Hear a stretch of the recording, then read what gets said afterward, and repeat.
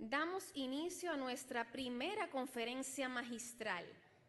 ¿Por qué los estudiantes latinoamericanos no aprenden matemáticas como los asiáticos?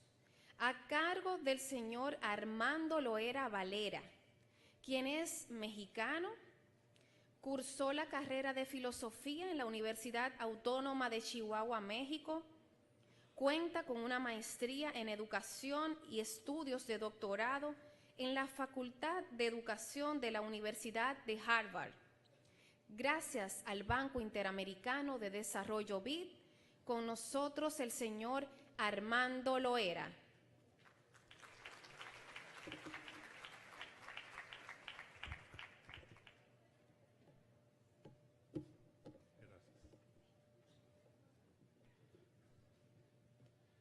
Muy buen día. En primer lugar, quisiera indicar que la pregunta es obviamente una pregunta que implica una serie de respuestas complejas. Vamos a acercar algunos elementos de respuesta, yo no diría que una respuesta comprensiva, pero algunos elementos que tienen que ver más tal vez con la necesidad de devolverles aquí en República Dominicana los resultados de un estudio que realizamos en el 2010, videograbando lecciones de ciencias y matemáticas en una muestra aleatoriamente seleccionada en 96 escuelas del país.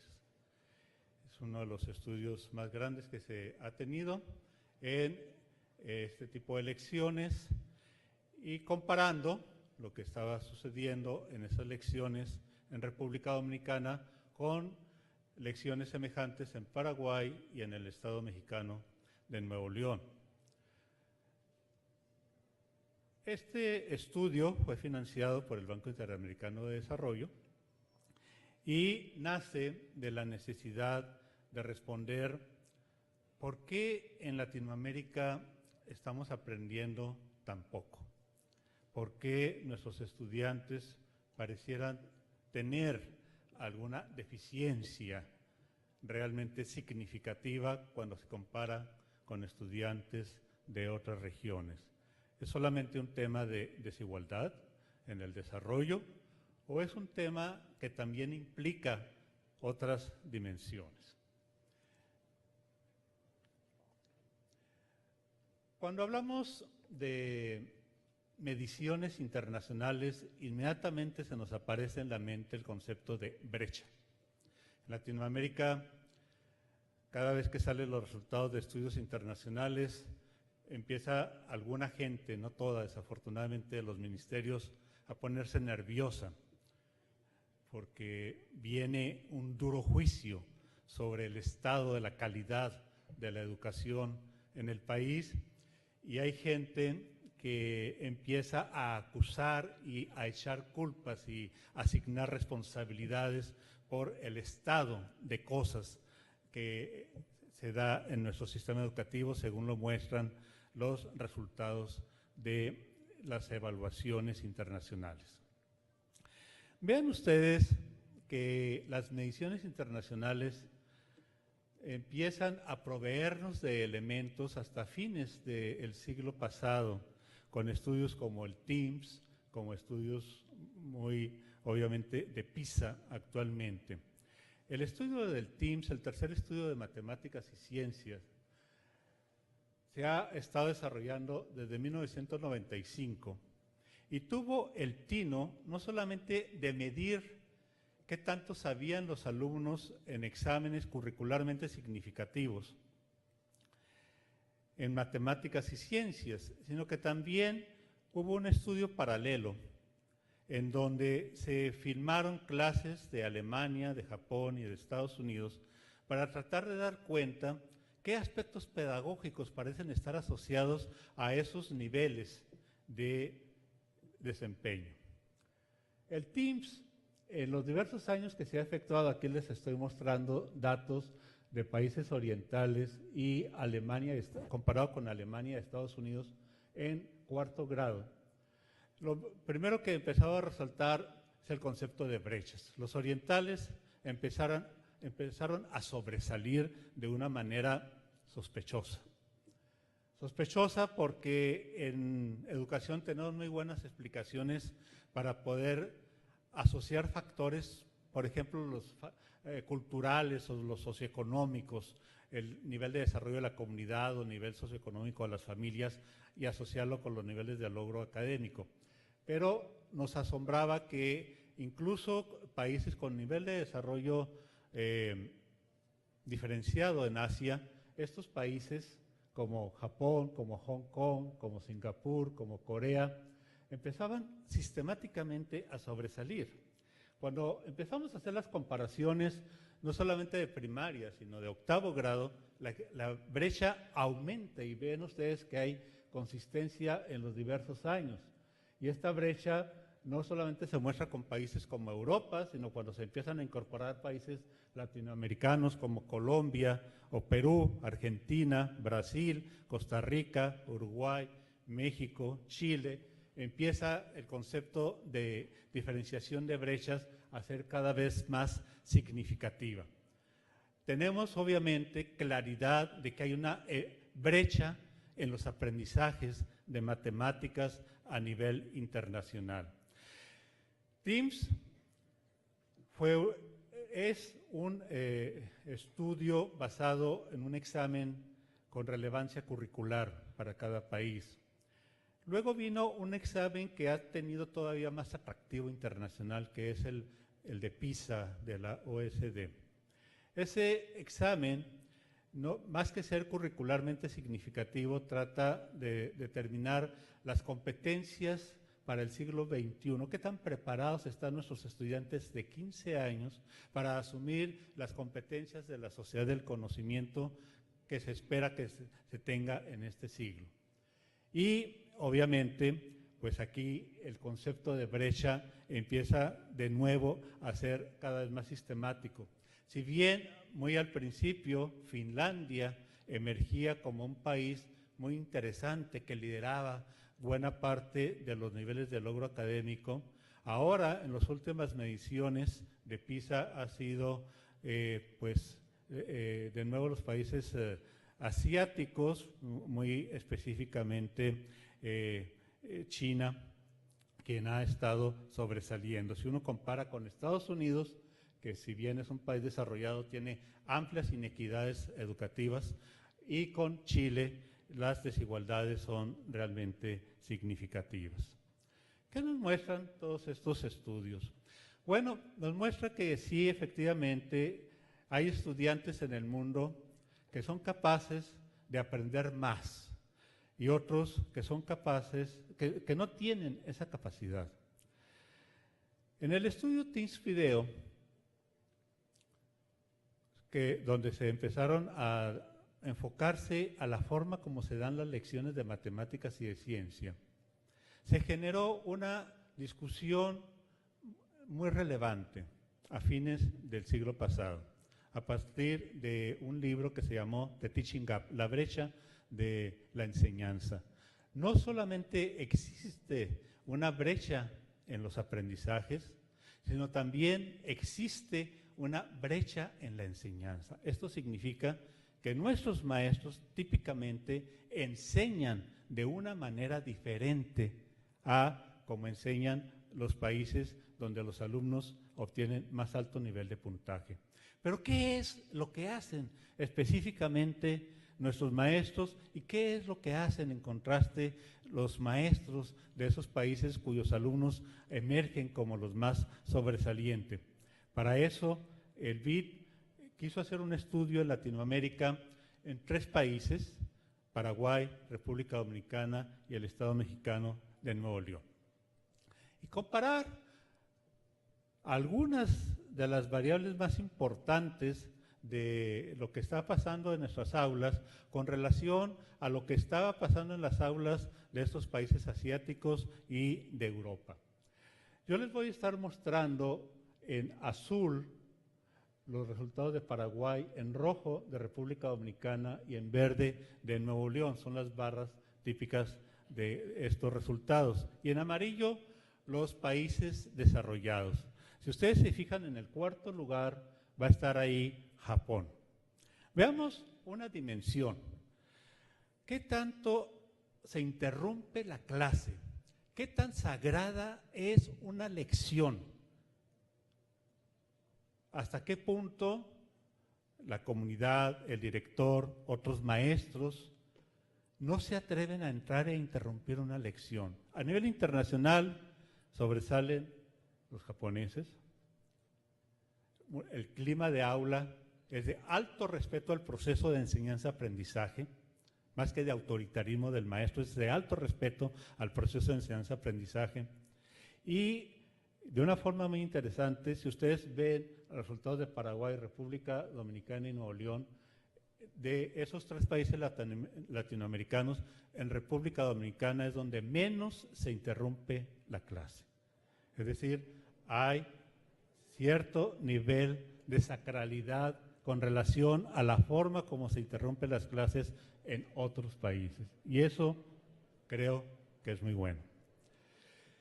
En cuanto al porcentaje de lecciones en que de matemáticas, de la lección de matemáticas, en que se ven otros temas no relacionados con matemáticas, ven ustedes que en Japón no fue posible identificar una sola lección de matemáticas donde no se tratara un tema de matemáticas. Estaba totalmente focalizado a matemáticas, muy en contraste, por ejemplo, con Holanda, donde era frecuente que se tocaran temas de ciencias o temas personales o temas de organización del grupo y cosas por el estilo. Vean ustedes que en el caso de los países latinoamericanos que nosotros usamos en la muestra, en República Dominicana también, si lo comparamos con Paraguay y Nuevo León, está más enfocado al tema de matemáticas que los otros países, y eso también es muy bueno. Claro, si lo contrastamos con Japón, un tercio de nuestras lecciones hay algún tipo de presencia de otras lecciones, pero si lo comparamos con la región, con América Latina, es interesante lo que está pasando en República Dominicana. En cuanto al tiempo de la lección, ustedes saben que la oportunidad del aprendizaje en mucho tiene que ver qué tanto tiempo se dedica a enseñar y a aprender. Y cuál de ese tiempo, el que está en amarillo, se dedica a problemas de matemáticas, a resolver problemas de matemáticas, y cuál se dedica a conceptualizaciones, ejemplificaciones, explicaciones u otros tipos de elementos con relación a matemáticas. Vean ustedes que típicamente en los países europeos y asiáticos domina el amarillo y muy poco el verde, es decir, está enfocado a afrontar problemas la lección de matemáticas. En cambio, acá en América Latina, aquí en particular en República Dominicana, es la mitad y la mitad. La mitad del tiempo está dedicada a la enseñanza de problemas, la otra mitad del tiempo está dedicada a hablar muy de conceptualizaciones, definiciones, explicaciones, otro tipo de elementos que no tienen que ver con la capacidad para solucionar problemas. Ahí está, en contraste, Paraguay, que en nuestra muestra emergió como el país donde está más enfocado a la enseñanza de matemáticas en nuestra región, en esa pequeña muestra de 3 países. En cuanto al porcentaje de problemas por lección de matemáticas según su nivel de complejidad, es aquí uno de los grandes temas. En Japón, si ustedes ven los resultados de Japón, incluso en contraste con los países desarrollados, ahí el verde, nivel de complejidad media, emerge como el dominante. En todos el resto de los países es el amarillo. Problemas muy sencillos, problemas de bajísimo nivel de complejidad, incluso problemas muy aislados. El nivel de complejidad del problema de matemáticas tiene que ver mucho con el concepto de expectativas. ¿Qué tan capaz, qué tan inteligente creo yo que son mis estudiantes para afrontar estos problemas? Y vean ustedes que Nuevo León y República Dominicana tiene un altísimo nivel de porcentaje de problemas de bajísimo nivel de complejidad. Hay que trabajar mucho en ese concepto para poder mejorar nuestras lecciones de matemáticas. El porcentaje de problemas que incluyen pruebas. Debo decir que este estudio es un estudio de más de 120 variables. Les estoy presentando aquellas variables donde la brecha es más significativa o donde República Dominicana tiene un desempeño interesante, por decirlo así. La clase típica japonesa siempre tiene pruebas de matemáticas como parte de la explicación. Y de una forma muy interesante, si contrastamos con Paraguay y Nuevo León, sobresale también República Dominicana, donde también en las pruebas, los problemas se incluyen las pruebas donde se corrobora que está bien resuelto el problema. Eso también es interesante a afrontarlo. En cuanto a qué conexión tiene un problema que yo presento con otros problemas, aquí sí República Dominicana aparece de una forma muy preponderante. El rojo típico ahí de República Dominicana es que en la cuarta parte de nuestras lecciones los problemas están aislados, no guardan conexión con otros problemas, son problemas inconexos, no generan una narrativa, no generan una lógica, son problemas que están ubicados de una manera muy fuera de una visión de comprensión interesante para los propios estudiantes. Vean este tema que es uno de los más importantes. Cuando yo hablo de un problema de matemáticas, ¿cómo acerco ese problema a la vida cotidiana, a la vida real de mis alumnos? O lo saco yo del libro, o me invento un problema solamente con base en símbolos, y me baso fundamentalmente en que mi alumno haga algún tipo de logaritmo simbólico fundamentalmente. Vean ustedes que el número de problemas que tocan la vida cotidiana de los alumnos aquí en República Dominicana es el más bajo de todos estos países aquí a considerar. Este es uno de los aspectos donde más tenemos que trabajar. Las matemáticas forman parte de la cultura cotidiana de nuestros alumnos. Tenemos que sacar de esa vida cotidiana buena parte de la problemática que ellos manejan para resolver sus problemas diariamente.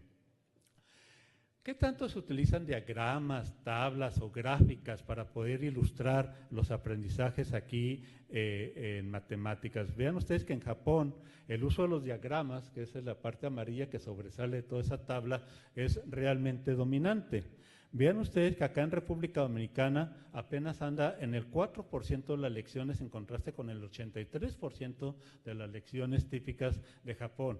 Es decir, no queda gráficamente expresado, y ustedes saben lo relevante que es esto en estilos de aprendizaje de los estudiantes, de algunos estudiantes por lo menos, que se vea reforzado cualquier manipulación que haga uno con símbolos también de una forma gráfica. ¿Qué tanto se utilizan instrumentos o materiales físicos, reglas, ese tipo de aspectos? Aquí sí se sobresale República Dominicana con relación a Paraguay y Nuevo León. Vean ustedes que es el doble de lo que se utiliza en Paraguay y varias veces lo que se utiliza en Nuevo León, y eso está también muy asociado con Japón. ¿Qué tanto el porcentaje que se dan aplicaciones a resolver problemas, la solución de problemas? Ven ustedes que República Dominicana está en medio de Paraguay y Nuevo León. Y finalmente, algo de lo más importante es qué tan capaces creemos nosotros los maestros que los estudiantes pueden solucionar el problema por ellos mismos, sin que nosotros le digamos la forma, el algoritmo. En Japón, esta es la forma dominante de enseñar las matemáticas, como lo vamos a ver en una secuencia. Acá, al igual que en Paraguay, apenas en el 2% de las lecciones pudimos identificar que los maestros les presentan a los alumnos problemas, no soluciones a problemas para que lo vuelvan a reiterar. Hay un método, a partir del estudio Teams Video 1995, se le llamó método de examen. Es un método en donde el maestro solicita a los alumnos, les plantea el problema, les dice, solucione el problema. No les va a decir cómo se va a solucionar, ni una primera vez. Ustedes solucionenlo por sí solos. Los alumnos trabajan de manera individual o de manera grupal para poder resolver el problema. Después cada grupo o cada alumno presenta la estrategia que diseñó para solucionar el problema se socializa y se pasa a otro tema. Esa simple manera de hacer las cosas es lo que domina, por lo menos en la cuarta parte de las lecciones de Japón. Acá en República Dominicana no encontramos una sola lección en donde se siguiera esa metodología y apenas un 1% y un 3% en el resto de los países que consideramos. En donde el maestro hace un resumen, cuando termina la clase identifica las ideas claves y sintetiza lo más importante que se dio en la lección. Aquí Paraguay sobresalió, es algo muy típico de los japoneses hacerlo en sus clases y acá solamente en el 3% de las lecciones pudimos identificarlo. En cuanto a métodos alternativos de solución con relación a lo que el maestro puede enseñar, una vez que el maestro genera una discusión, la forma como los alumnos lo afrontan, el maestro puede solucionar, también él mismo puede acercar un algoritmo, una forma de afrontar el tema matemático, y eso es muy típico, donde los alumnos, en el 42% de las lecciones de Japón, son los que presentan esa forma de hacerlo, y acá en República Dominicana apenas en 3%. Es una de las brechas más significativas. Tomando todo en consideración y considerando 4 dimensiones, las oportunidades que los maestros latinoamericanos estamos dando a nuestros estudiantes de aprender matemáticas en cuanto al tiempo que se le designa, al tipo de problemas y a la complejidad del problema, es muy bajo si se le compara con otros países, fundamentalmente con los países orientales, donde mayor es la brecha. La segunda brecha tiene que ver con la manera como los alumnos nos presentan evidencias de qué tanto han aprendido durante la lección. Es la segunda dimensión de la brecha, las evidencias de aprendizaje. La tercera tiene que ver con la calidad de la interacción en el aula, en donde salimos más alto que en el resto de los países latinoamericanos, es que nuestra tecnología de enseñanza es muy clara en cuanto a la teleología del proceso de enseñanza-aprendizaje. Los propósitos de la lección usualmente son más claros que en el resto de los países. Se dice en los estudios que hemos estado considerando de la forma oriental de enseñar, que el maestro japonés trata de encontrar en la lección 2 cosas. En primer lugar, un proceso incremental de complejidad conceptual, partir de lo concreto a llegar a lo más abstracto, y un nivel donde se vaya jerarquizando incluso las emociones, que haya un clímax, creo que ellos le llaman algo así como llamaba, un clímax donde el aprendizaje se da. Usualmente el modelo típico empieza donde uno revisa la clase anterior, que fue lo más importante. Después se hace una presentación de los problemas de la clase actual.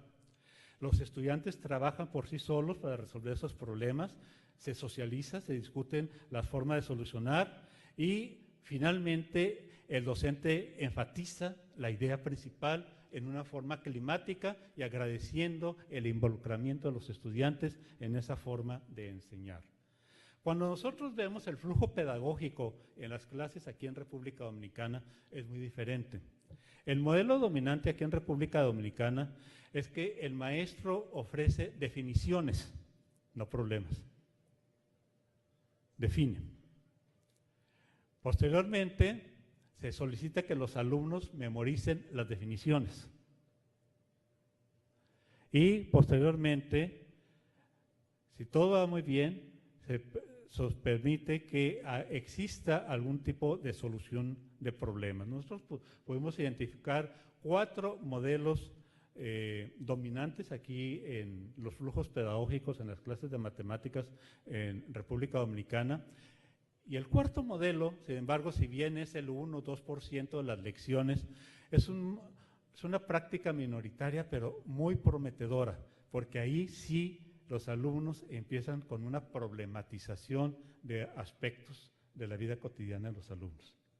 Y posteriormente permiten que los alumnos decidan un procedimiento para poderlos afrontar de una manera definitiva y el docente señala que alguna forma como el alumno resolucionó, algún alumno en particular solucionó el problema. Ese es una buena práctica, un buen análisis, un buen procedimiento, y le solicita al resto de sus alumnos seguirlo. Este modelo, que es el modelo 4 de enseñanza de matemáticas, es prometedor y sí se está efectuando ya en escuelas aquí en República Dominicana, pero todavía es muy minoritario.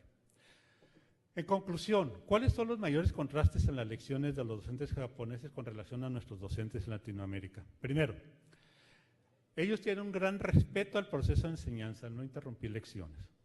Dos, hay un foco en la lección y ese foco son problemas, solucionar problemas, no definiciones o conceptos, sino problemas. Hay un alto nivel de complejidad de estos problemas. Los problemas incluyen procedimientos de solución, es decir, de pruebas. Hay un énfasis en las conexiones en los problemas, generan una narrativa interesante. Hay un uso de diagramas, instrumentos o materiales. Hay nuevos problemas con aplicación en contextos diferentes. Hay una exploración de diversos métodos en la solución de problemas. Al terminar la lección, se identifican las ideas claves. Los alumnos muestran evidencia de su aprendizaje al presentar soluciones con métodos alternativos a los problemas presentados. Y algo muy importante, y esto no tiene que ver con lo que pasa en la lección, sino con lo que pasa para preparar la lección. En Japón, la forma como los maestros se enseñan a ser maestros es examinando sus lecciones. La lección es la unidad de mejora del desempeño pedagógico y eso es crítico. No se trata de aprender pedagogía en lo aislado, sino la pedagogía realmente instalada en el contexto áulico con los alumnos reales, en la situación real. Y la idea es que podamos nosotros tener suficiente tiempo para poder aprender de nosotros mismos. No se trata de ser o no competentes, de ser maestros orientales o no. Lo que hacen los maestros orientales es algo que podemos perfectamente realizar en cualquiera de nuestras escuelas. No es una cuestión cultural, es una cuestión de respetar la naturaleza fundamental del proceso de enseñanza-aprendizaje. Aprovecho finalmente para dar el agradecimiento a la doctora Sara González de Lora, quien dirigió este estudio aquí en República Dominicana, junto con su excelente equipo de investigación de campo. Este estudio en aula dominicana puede ser un estudio que puede darnos a entender cómo podemos hacer mejor las cosas en el país, partiendo no de lo que la teoría dice, sino de cuál es el estado de la práctica. Muchas gracias.